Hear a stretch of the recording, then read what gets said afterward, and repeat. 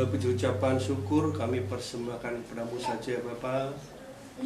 Di dalam kuasa nama-Mu, Sang Putra, Sang Firman yang hidup, Allah sembahan kami, kekasih jiwa kami, juru selamat kami datang menghadap Tuhan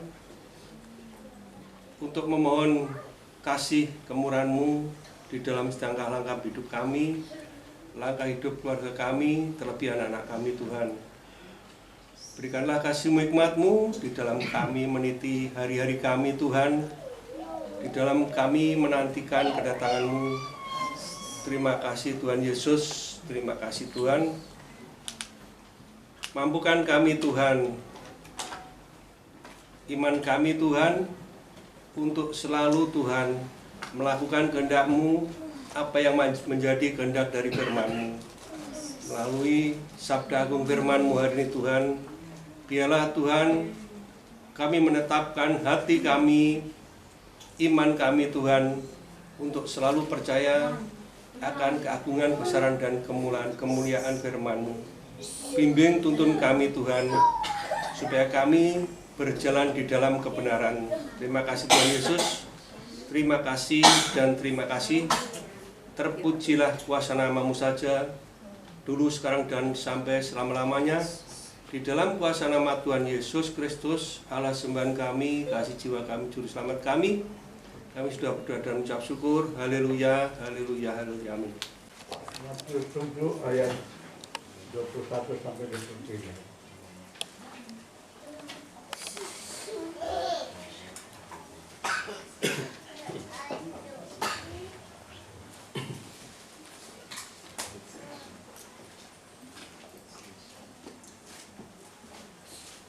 Bukan setiap orang yang berseru kepadaku, Tuhan, Tuhan, akan masuk ke dalam kerajaan surga, melainkan dia yang melakukan kehendak Bapa-Ku yang di surga. Pada hari terakhir banyak orang akan berseru kepadaku, Tuhan, Tuhan, bukankah kami bernubuat demi nama-Mu, dan mengusir setan demi nama-Mu, dan mengadakan banyak mukjizat demi nama-Mu juga? Pada waktu itulah aku akan berterus terang kepada mereka dan berkata, aku tidak pernah mengenal kamu. Enyahlah daripada aku, kamu sekalian pembuat kejahatan. Tuhan Yesus mengatakan, bukan setiap orang yang berseru kepadaku Tuhan, Tuhan, akan masuk ke dalam kerajaan surga, melainkan dia yang melakukan kehendak Bapa-Ku yang di surga. Pada waktu itu terakhir banyak orang akan berseru kepadaku, Tuhan, Tuhan, bukankah kami berbuat demi nama-Mu, dan mengusir setan demi nama-Mu, dan mengadakan banyak mukjizat demi nama-Mu juga? Pada waktu itulah aku akan berterus terang kepada mereka mengenai kamu. Aku tidak pernah mengenal kamu, hanyalah daripada aku kamu telah membuat kejahatan. Ternyata Tuhan tahu banyak orang yang berseru-seru Tuhan, Tuhan, tapi tidak melakukan firman-Nya. Sebaliknya melakukan yang jahat, kata Tuhan. Hanyalah daripada aku kamu sekalian pembuat kejahatan. Sebab itu orang yang berseru Tuhan, Tuhan itu bukan orang yang diselamatkan. Tuhan tidak menyelamatkan orang yang berseru, tapi Tuhan menyelamatkan orang yang melakukan kehendak Bapa-Ku di surga. Ada dua orang anak,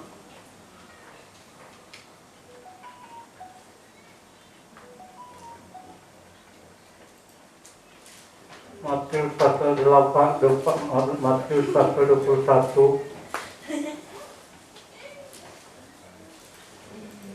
ayat 28 sampai 32.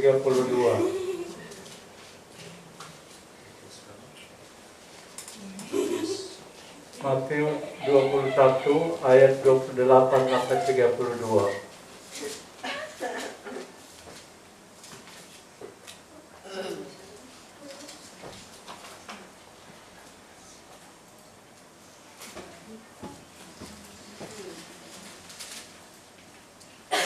Tetapi apakah pendapatmu tentang ini?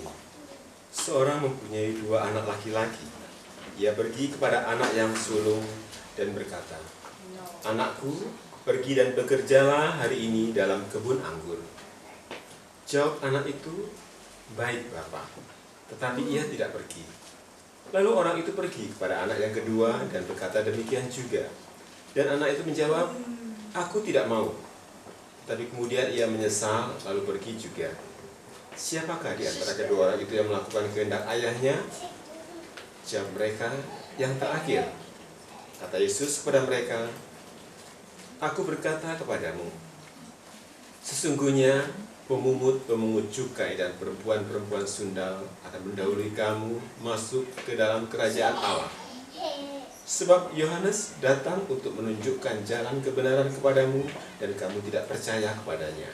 Tetapi pemungut cukai dan perempuan-perempuan sundal percaya kepadanya.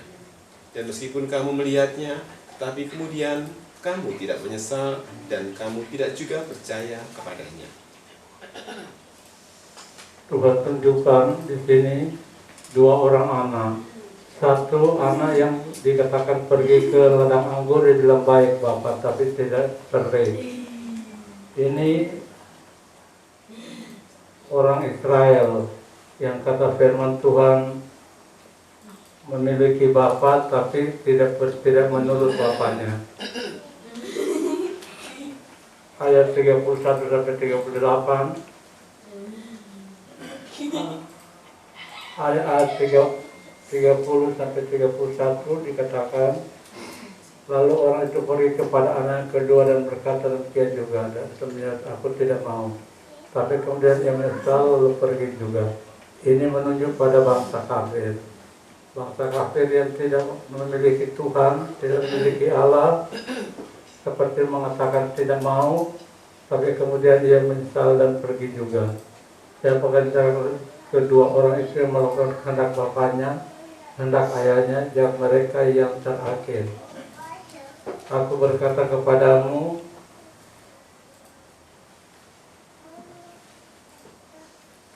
sesungguhnya pemungut cukai dengan perempuan-perempuan sundal akan mendahului kamu masuk ke dalam kerajaan surga. Itu berarti kehidupan yang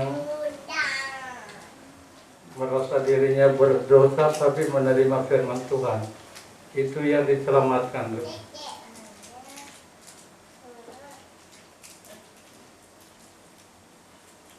Dua orang anak, satu anak mengatakan dia bapak tapi tidak pergi.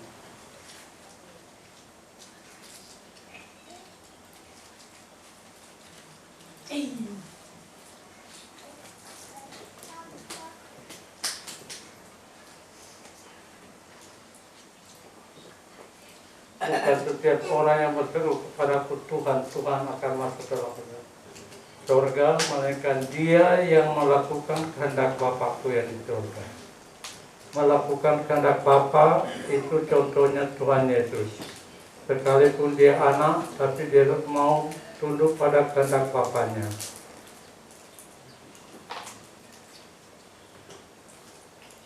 Di Getsemani dia berdoa,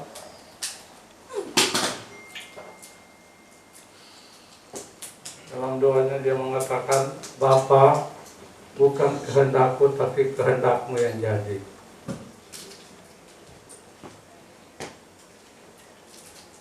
Injil Matius kita baca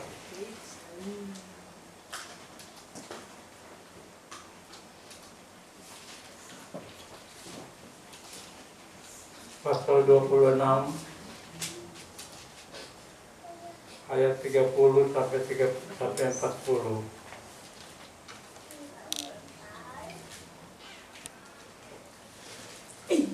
Sesudah menyanyikan nyanyian pujian, pergilah Yesus dan murid-muridnya ke Bukit Zaitun. Maka berkata Yesus kepada mereka, "Malam ini kamu semua akan terguncang imanmu karena aku. Sebab ada tertulis, aku akan membunuh gembala dan kawanan domba itu akan tercerai-berai. Akan tetapi sesudah aku bangkit, aku akan mendahului kamu ke Galilea." Petrus menjawabnya, biarpun mereka semua tergoncang imannya karena engkau, aku sekali-kali tidak. Yesus berkata kepadanya, aku berkata kepadamu, sesungguhnya malam ini sebelum ayam berkokok, engkau telah menyangkal aku 3 kali. Tetapi terus kepadanya, sekalipun aku harus mati bersama-sama engkau, aku tak akan menyangkal engkau. Semua murid yang lain pun berkata demikian juga. Maka sampailah Yesus bersama-sama murid-muridnya ke suatu tempat yang bernama Getsemani. Lalu Ia berkata kepada murid-muridnya, duduklah di sini sementara aku pergi ke sana untuk berdoa. Dan Ia membawa Petrus dan kedua anak Zebedeus sertanya. Maka mulailah Ia merasa sedih dan gentar. Lalu katanya kepada mereka, hatiku sangat sedih, seperti mau mati rasanya. Tinggallah di sini dan berjaga-jagalah dengan aku. Maka Ia maju sedikit, lalu sujud dan berdoa katanya, ya Bapakku, jikalau sekiranya mungkin, biarlah cawan ini lalu daripadaku. Tapi janganlah seperti yang ku kehendaki, melainkan seperti yang engkau kehendaki. Setelah itu, Ia kembali kepada murid-muridnya itu dan mendapati mereka sedang tidur. Dan Ia berkata kepada Petrus, tidakkah kamu sanggup berjaga-jaga 1 jam dengan aku? Berjaga-jagalah dan berdoalah supaya kamu jangan jatuh ke dalam pencobaan. Roh memang penurut, tetapi daging lemah. 42. Lalu Ia pergi untuk kedua kalinya dan berdoa katanya, ya Bapakku, jikalau cawan ini tidak mungkin lalu, kecuali apabila aku meminumnya, jadilah kehendak-Mu. Dan ketika Ia kembali pula, Ia mendapati mereka sedang tidur, sebab mata mereka sudah berat. Ia membiarkan mereka di situ, lalu pergi dan berdoa untuk ketiga kalinya, dan mengucapkan doa yang itu juga. Sesudah itu Ia datang kepada murid-muridnya dan berkata kepada mereka, tidurlah sekarang dan istirahatlah. Lihat, saatnya sudah tiba bahwa Anak Manusia diserahkan ke tangan orang-orang berdosa. Bangunlah, mari kita pergi. Dia yang menyerahkan aku sudah dekat. Dikatakan oleh firman Allah, Tuhan Yesus berdoa sampai 3 kali. Doa yang pertama, Tuhan mohon Bapa, jika sekiranya mungkin, biarlah cawan itu lalu daripadaku. Dia mohon pada Bapanya untuk cawan itu lalu.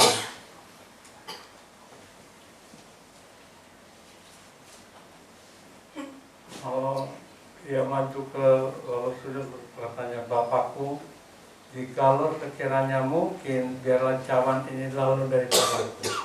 Tapi janganlah seperti kuhendaki, melainkan seperti yang Kau kehendaki. Pada doa yang kedua, dia tidak menuntut cawan itu lalu, tapi dia langsung berkata, kehendak-Mu jadi. Dikatakan ayat pergi kedua kalinya dan berdoa, kiranya ya Bapakku, jikalau cawan ini tidak mungkin lalu, kecuali apabila aku meminumnya, jadilah kehendak-Mu. 1 kali saja Tuhan berkata pada Bapanya untuk cawan itu lalu daripadaku. Tapi pada doa kedua dan ketiga, Tuhan jelas-jelas menyerahkan kehendak Dia pada kehendak Bapa. Itu satu contoh orang yang melakukan kehendak Bapa. Firman Allah berkata, bukan orang yang berseru Tuhan, Tuhan yang masuk ke dalam surga, melainkan orang yang melakukan kehendak Bapa di surga. Melakukan kehendak Bapa di surga seperti orang bijaksana. Orang bijaksana yang membangun rumah di atas batu.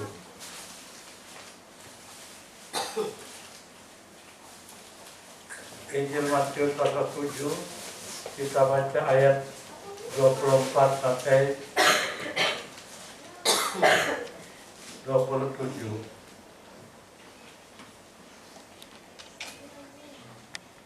Setiap orang yang mendengar perkataanku ini dan melakukannya, ia sama dengan orang yang bijaksana yang mendirikan rumahnya di atas batu. Kemudian turunlah hujan dan datanglah banjir, lalu angin melanda rumah itu, tetapi rumah itu tidak rubuh sebab didirikan di atas batu. 36. Tetapi setiap orang yang mendengar perkataanku ini dan tidak melakukannya, ia sama dengan orang bodoh yang mendirikan rumahnya di atas pasir. Kemudian turunlah hujan dan datanglah banjir, lalu angin melanda rumah itu, sehingga rubuhlah rumah itu dan hebatlah kerusakannya. Tantangan bagi orang yang menurut firman sama dengan orang yang tidak menurut firman. Orang yang menurut firman dikatakan seperti orang yang bijaksana yang membangun rumah di atas batu.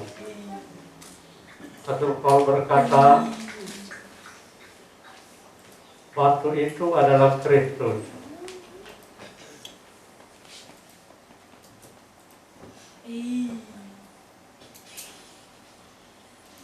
Kita baca 1 Korintus pasal yang ke-10 ayat pertama sampai ayat 3.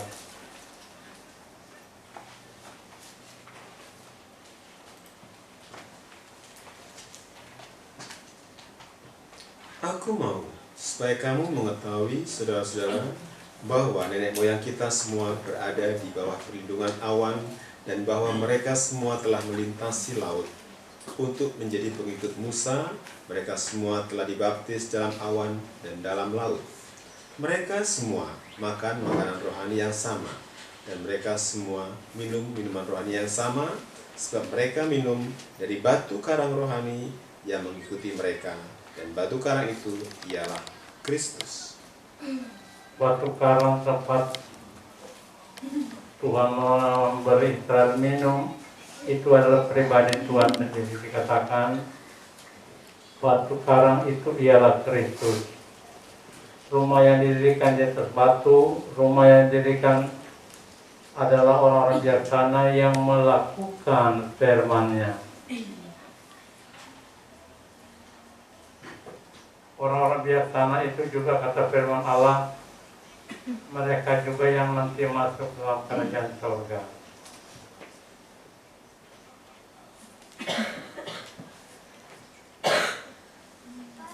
Injil Matius pasal 25 ayat pertama sampai ayat 8.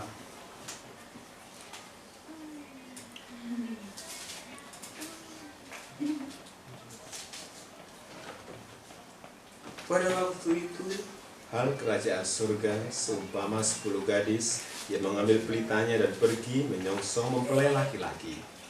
5 di antaranya bodoh dan 5 bijaksana. Gadis-gadis yang bodoh itu membawa pelitanya tetapi tidak membawa minyak. Sedangkan gadis-gadis yang bijaksana itu membawa pelitanya dan juga minyak dalam buli-buli mereka. Tetapi karena mempelai itu lama, tidak datang-datang juga, mengantuklah mereka semua lalu tertidur. Waktu tengah malam terdengarlah suara orang berseru, "Mempelai datang, songsonglah dia." Gadis-gadis itu pun bangun semuanya lalu membereskan pelita mereka. Gadis-gadis yang bodoh berkata kepada gadis-gadis yang bijaksana, "Berikanlah kami sedikit dari minyakmu itu, sebab pelita kami hampir padam." Dikatakan kedatangan Tuhan itu seperti 10 orang gadis yang menanti kedatangan Tuhan. Gadis adalah anak darah ini ya, 10 orang anak darah, 10 orang gadis. Dalam kesucian mereka sama, tapi sayangnya ada 1 bijaksana, ada 5 bijaksana, ada yang bodoh. Yang bijaksana itu membawa minyak dan membawa pelita, tapi yang bodoh dikatakan tidak membawa apa-apa di tangannya, hanya pelita. Waktu menunggu kedatangan mempelai itu terlalu lama, tidak datang-datang juga, mengantuklah mereka semua lalu tertidur. Tengah malam terdengar suara yang berseru, "Mempelai datang, songsonglah dia." Gadis-gadis itu pun bangun semuanya lalu membereskan pelita mereka. Gadis-gadis yang bodoh berkata kepada gadis-gadis yang bijaksana, "Berikanlah kami sedikit dari minyak musad, pelita kami hampir padam." Tapi jawab gadis-gadis yang bijaksana, "Tidak, hampir tidak cukup untuk kamu untuk kami dan untuk kamu. Lebih baik kamu pergi pada penjual minyak dan beli di situ. Gadis-gadis yang di sana itu sama dengan apa yang Tuhan Yesus katakan, mendengar firman dan melakukan. Kedatangan Tuhan sebagai seorang mempelai itu dikatakan Tuhan, kerajaan sorga seumpama 10 gadis yang mengambil pelitanya dan pergi menyongsong mempelai laki-laki. Itu sebabnya kabar mempelai bukan suatu yang dibuat-buat, tapi memang kenyataannya kedatangan Tuhan kedua kali penuh kemuliaan sebagai seorang mempelai. Firman Allah katakan pada waktu kedatangannya dia beserta malaikat-malaikatnya yang suci bersama dengan dia, maka ia bersemayam di atas takhta kemuliaannya. Matius 25 ayat 31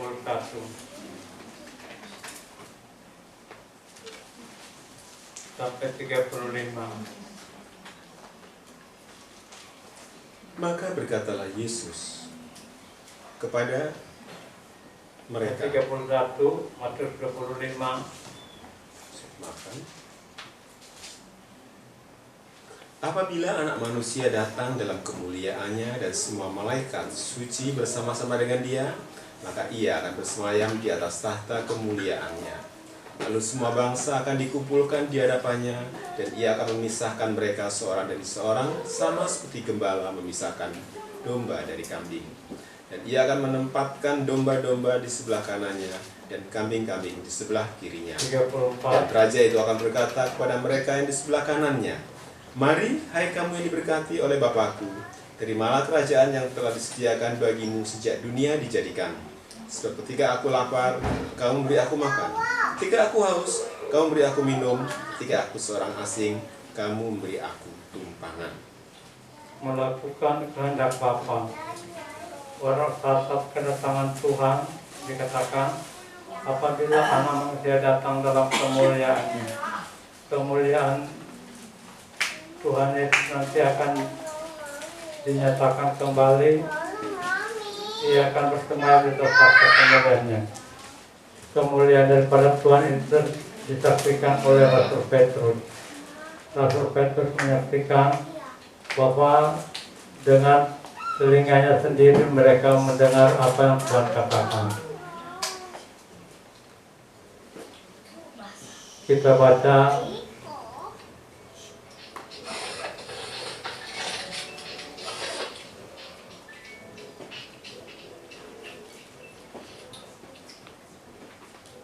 Dua Petrus pasal 1 ayat 16.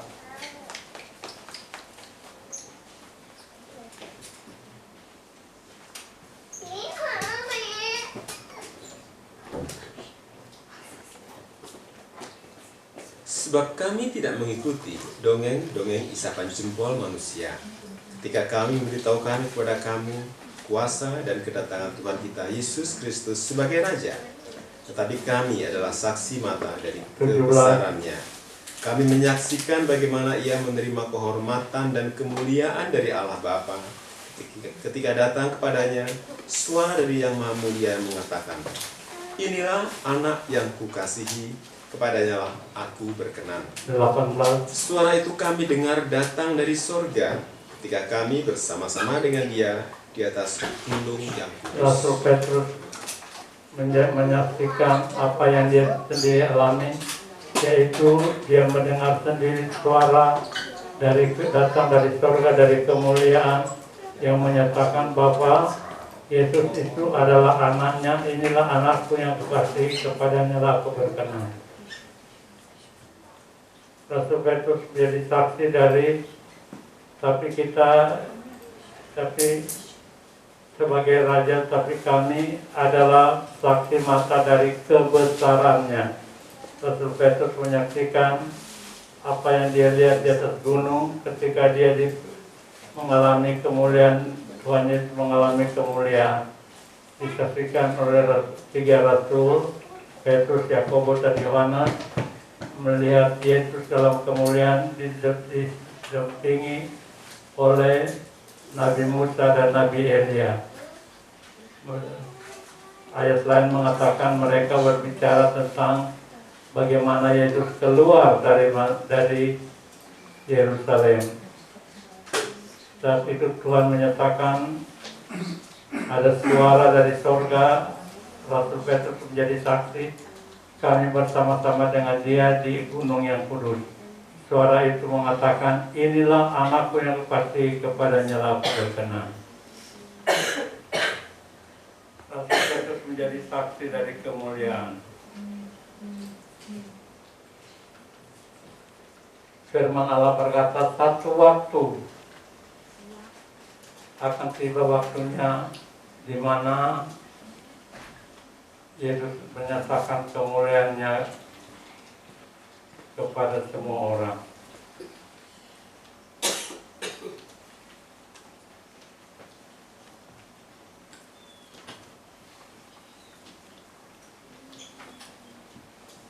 Dalam Matius pasal 17 dikatakan,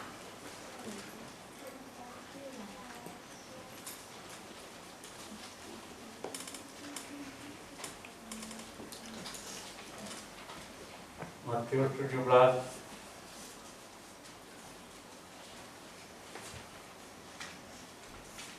kita baca ayat yang pertama sampai ayat 8. 6 hari kemudian, Yesus membawa Petrus, Yakobus, dan Yohanes saudaranya, dan bersama-sama dengan mereka, ia naik ke sebuah gunung yang Injil Markus berkata, mereka diajak ke gunung itu untuk berdoa. Teruskan. Di situ mereka sendiri saja. Lalu Yesus berubah rupa di depan mata mereka. Wajahnya bercahaya seperti matahari dan pakaiannya menjadi putih bersinar seperti terang. Maka nampak kepada mereka Musa dan Elia sedang berbicara dengan dia. Kata Petrus kepada Yesus, Tuhan, betapa bahagianya kami berada di tempat ini. Jika engkau mau, biarlah kudirikan di sini 3 kemah. 1 untuk engkau, 1 untuk Musa, dan 1 untuk Elia. Dan tiba-tiba sedang ia berkata-kata, turunlah awan yang terang menaungi mereka, dan dari dalam awan itu dengar suara yang berkata, inilah anak yang kukasihi, kepadanya lah aku berkenan, dengarkanlah dia. Dikatakan oleh Markus, 6 hari kemudian Yesus membawa Petrus, Yakobus, dan Yohanes, dan bersama-sama dengan mereka ia naik ke sebuah gunung yang tinggi. Di situ mereka sendirian saja. Lalu Yesus berubah rupa dan terubah, dan pakaiannya seperti putih, sangat putih berkilat-kilat. Tidak ada seorang pun di dunia ini yang dapat mengelantang pakaian seperti itu. Maka nampaklah kepada mereka Elia bersama-sama dengan Musa, keduanya sedang berbicara tentang Yesus. Dikatakan sedang berbicara tentang Yesus. Dalam ayat lain dikatakan mereka berbicara tentang Yesus, tentang keluarnya dari Yerusalem.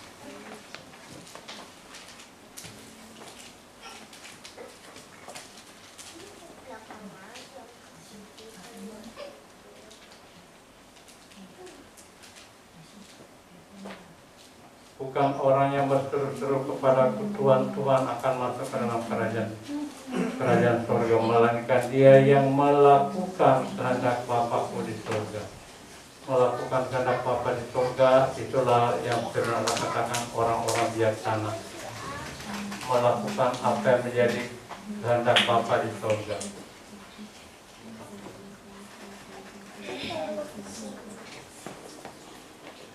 Pada Injil Matius pasal 21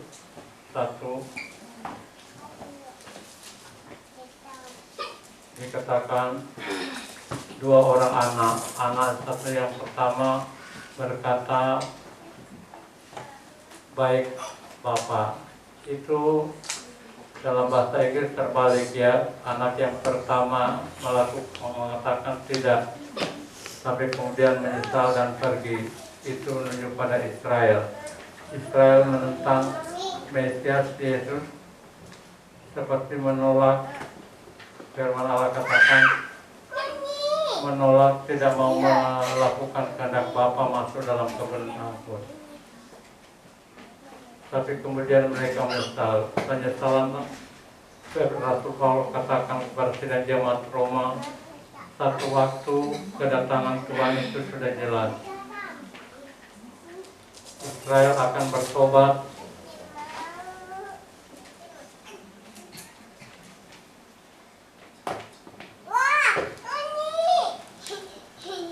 Israel nanti dikatakan oleh Roma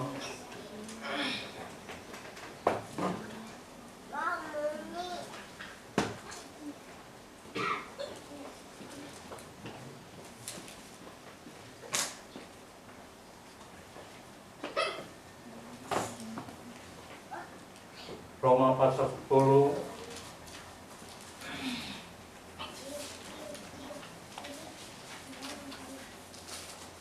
ayat pertama sampai ayat 9. Silakan.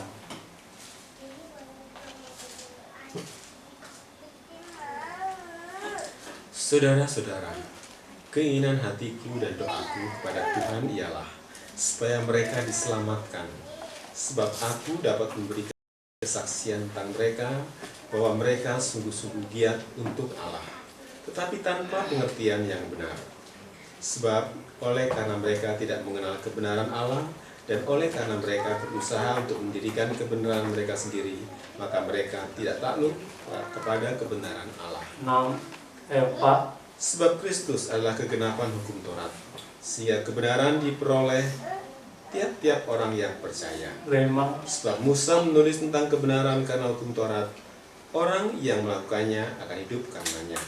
Tetapi kebenaran karena iman berkata demikian, jangan katakan di dalam hatimu, siapakah akan naik ke sorga, yaitu untuk membawa Yesus turun, atau siapakah akan turun ke jurang maut, yaitu untuk membawa Kristus naik dari antara orang mati. Tetapi apakah katanya ini? Firman itu dekat kepadamu, yakni di dalam mulutmu dan di dalam hatimu. Itulah firman iman yang kami. 9. Sebab jika kamu mengaku dengan mulutmu bahwa Yesus adalah Tuhan dan percaya dalam hatimu bahwa Allah telah membangkitkan Dia dari antara orang mati, maka kamu akan diselamatkan. Kita baca, kita loncat. Matius pasal 11, sebagaimana janji Tuhan, ayat 25 mulai. Matius 11 ayat 25. Pada waktu itu berkatalah Yesus, aku bersyukur kepadamu Bapa. Roma 11 ayat 25. Roma 11 ayat 25.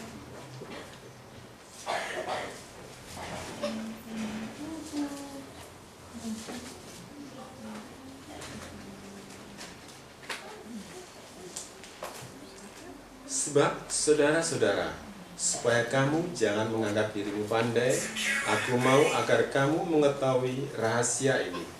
Sebagian dari Israel telah menjadi tegar sampai jumlah yang penuh dari bangsa-bangsa lain telah masuk. Dengan jalan demikian, seluruh Israel akan diselamatkan, seperti ada tertulis, dari Sion akan datang penebus, ia akan menyingkirkan segala kefasikan daripada Yakub. Dan inilah perjanjianku dengan mereka apabila aku menghapuskan dosa mereka. Aku menghapuskan dosa Israel. Ayat 28. Mengenai Injil, mereka adalah seteru Allah oleh karena kamu. Tetapi mengenai pilihan, mereka adalah kekasih Allah oleh karena nenek moyang. 29. Sebab Allah tidak menyesali kasih karunia dan panggilannya. 30. Sebab sama seperti kamu dahulu tidak taat kepada Allah, tapi sekarang beroleh kemurahan oleh ketidaktaatan mereka, demikian juga mereka sekarang tidak taat, supaya oleh kemurahan yang telah kamu peroleh, mereka juga akan beroleh kemurahan. 32. Sebab Allah telah mengurung semua orang dalam ketidaktaatan, supaya Ia dapat menunjukkan kemurahannya atas mereka 33. semua. Oh, alangkah dalamnya kekayaan, hikmat, dan pengetahuan Allah. Sungguh tak terselidiki keputusan-keputusannya, dan sungguh tak terselami jalan-jalannya. 34. Sebab siapakah yang mengetahui pikiran Tuhan? Atau siapakah yang pernah menjadi penasihatnya? Atau siapakah yang pernah memberikan sesuatu kepadanya sehingga ia harus menggantikannya? Sebab 36. segala sesuatu adalah dari Dia, Dari dan oleh Dia, Dia, dan kepada Dia. Bagi Dialah kemuliaan sampai selama-lamanya. firman Allah mengatakan sebab segala sesuatu adalah dari Dia dan oleh Dia dan kepada Dia. Bagi Dialah kemuliaan sampai selama-lamanya. Tuhan berbicara tentang Israel yang satu waktu dikatakan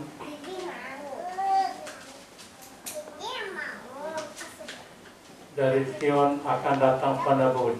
Ia akan menyingkirkan segala kefasikan daripada Yakub. Dan inilah perjanjianku dengan mereka apabila aku menghapuskan dosa mereka. Setelah Tuhan menghapuskan semua dosa Israel dan menerima Israel kembali menjadi kekasihnya. Sebab Israel itu adalah kekasih Allah.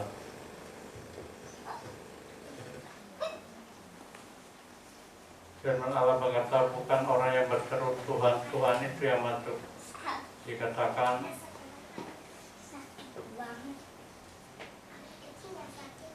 Matius 7 dikatakan, bukan setiap orang yang berseru kepada Tuhan, Tuhan akan masuk ke dalam kerajaan surga, melainkan dia yang melakukan kehendak Bapa-Ku yang di surga. Pada waktu itulah aku dikatakan, pada hari terakhir banyak orang akan berseru kepada Tuhan, Tuhan, bukankah kami berbuat demi nama-Mu dan mengikutkan demi nama-Mu dan mengadakan banyak mukjizat demi nama-Mu juga. Ternyata Tuhan lihat mereka orang yang berbicara atau bernubuat atau mengusir setan atau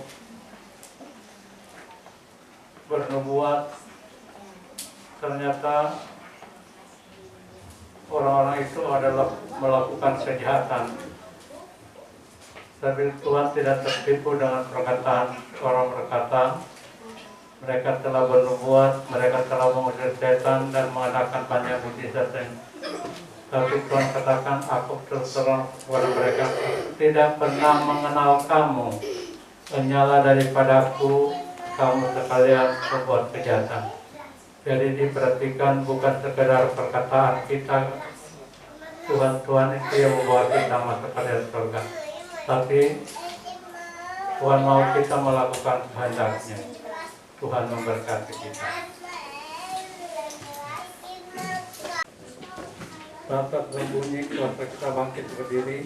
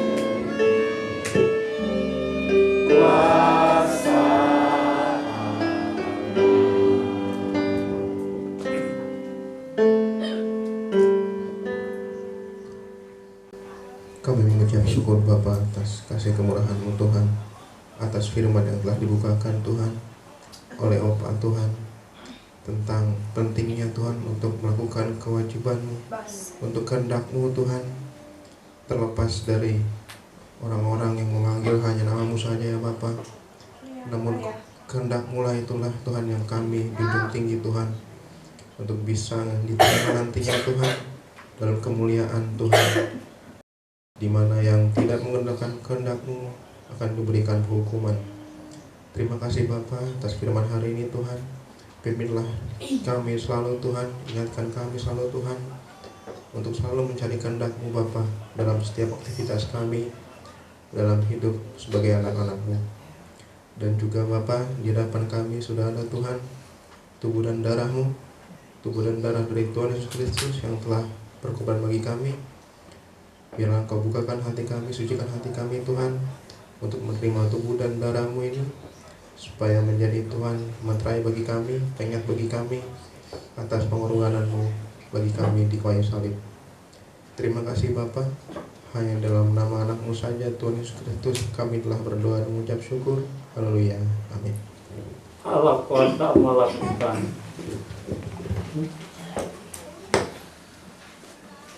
segala perkara.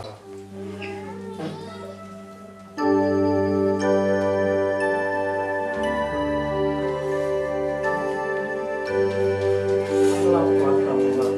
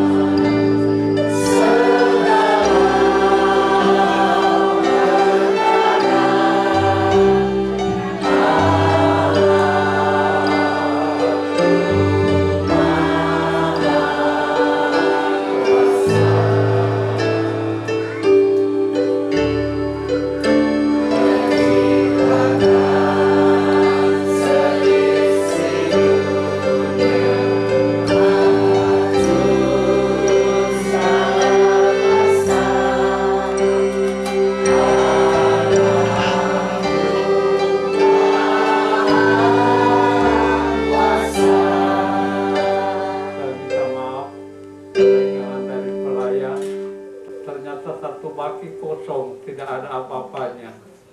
Satu baki kosong, tidak ada anggur, tidak ada roti, tidak ada tiga cukup ya. Maksud saya bukan cukupnya, walaupun tapi pelayanannya bertanggung jawab melayani. Kita bangkit berdiri, kita angkat tubuh Tuhan dengan tangan kanan kita.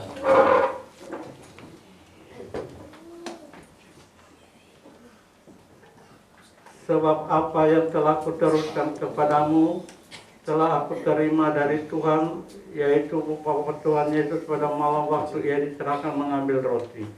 Dan sesudah itu ia mengucap syukur atasnya, ia memecah-mecahkan dan berkata, inilah tubuhku yang diserahkan bagi kami. Bagi kamu, perbuatlah ini menjadi peringatan akan aku.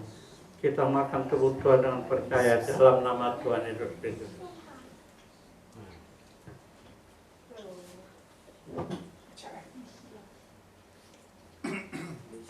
Kita angkat darah Tuhan dengan tangan kanan kita. Demikian juga ia mengambil cawan sesudah makan lalu berkata, cawan ini adalah perjanjian baru yang dimeteraikan oleh darahku. Perbuatlah ini setiap kali kamu meminum menjadi peringatan akan aku. Setiap kali kamu makan roti ini dan minum cawan ini, kamu memberitakan kematian Tuhan sampai ia datang. Kita minum darah Tuhan yang percaya.